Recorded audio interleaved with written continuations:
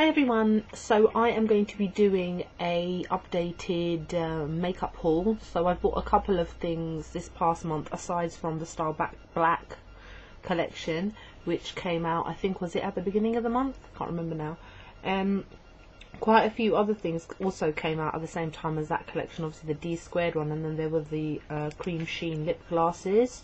So I kind of held off on buying some of the, not Dazzleglass Creme, sorry, not Cremesheen lip gloss. I just get confused, some of the names are so similar. Anyway, so I did kind of hold off for a while.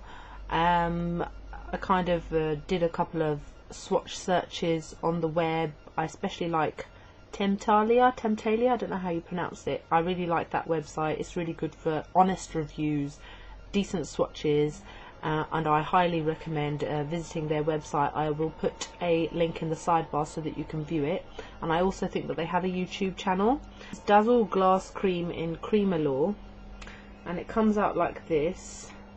So it is a very shimmery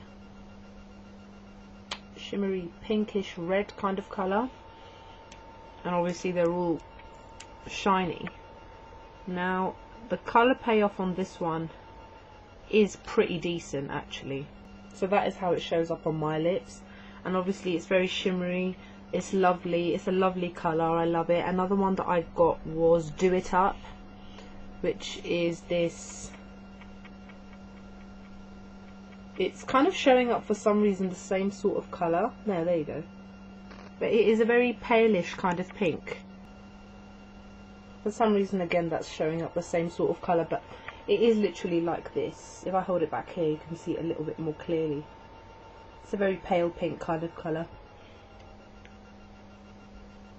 Oh no, I'm holding the wrong one, it's this one. The pale pink. Then the next one I got is my favourite pink, which is the one that I was holding up the last time. So this is a very, very pale baby pink kind of colour. And on my skin tone it just about shows up. I have used it quite a bit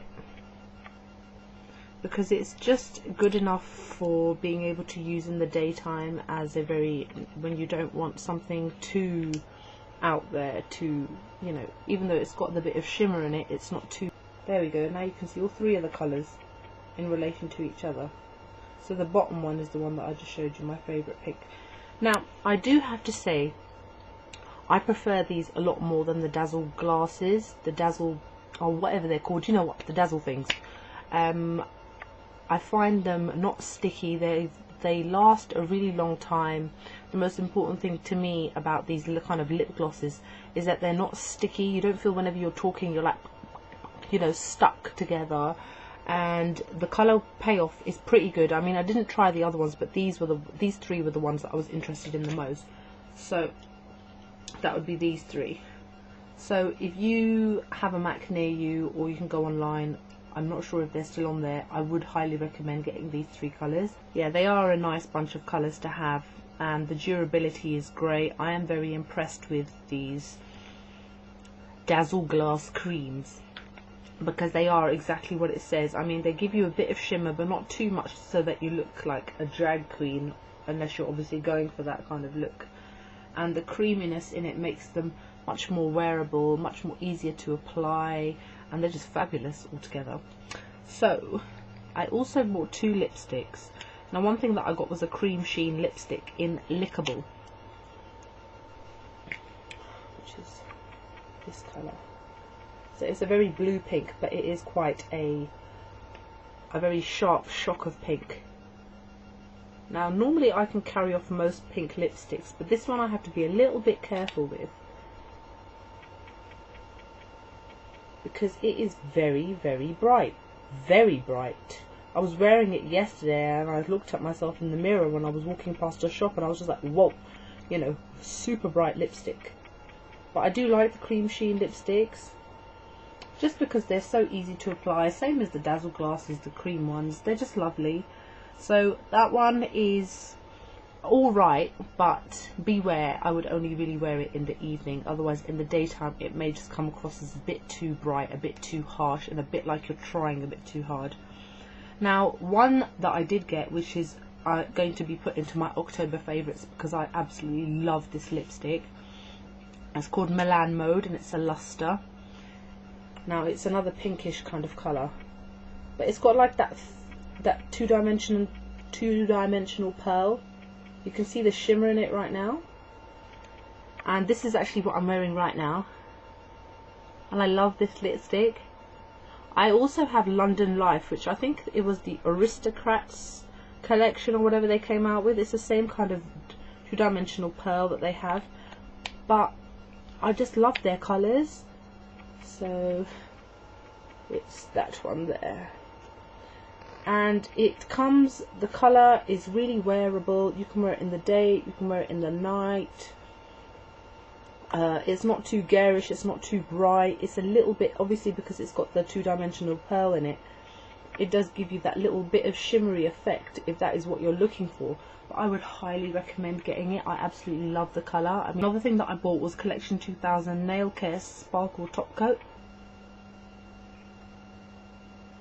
I mean, this is okay. I mean, the fact that, I do find Collection 2000 make quite cheap, but I don't appreciate it that even if something is quite cheap, that doesn't mean that the quality of the product also has to be cheap. Now, I had seen some quite good reviews of this, and I had actually worn this over my nail polish on Halloween, and the next day, the bottom of the nail, it was already starting to come off, and I was like, it hasn't even been 24 hours. I put it on the evening the night before. I've just had a shower. I haven't washed any dishes or anything. I haven't washed my hair. And yet it's coming off. Actually, to be honest, it was probably starting to come off on the night of Halloween. So in that respect, I'm not impressed. I mean, I would like to look for a dupe of this, if possible, unless Collection 2000 are watching this and try to do something about the quality of this product, because it says durable, flexible, 5-day wear.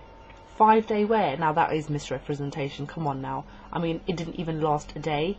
So, not happy with this product. I will use it up, just because obviously it's just a waste otherwise that I bought it and I'm not going to use it, but not too impressed really. I also bought Max Fix Plus. Finally I managed to get around to buying it.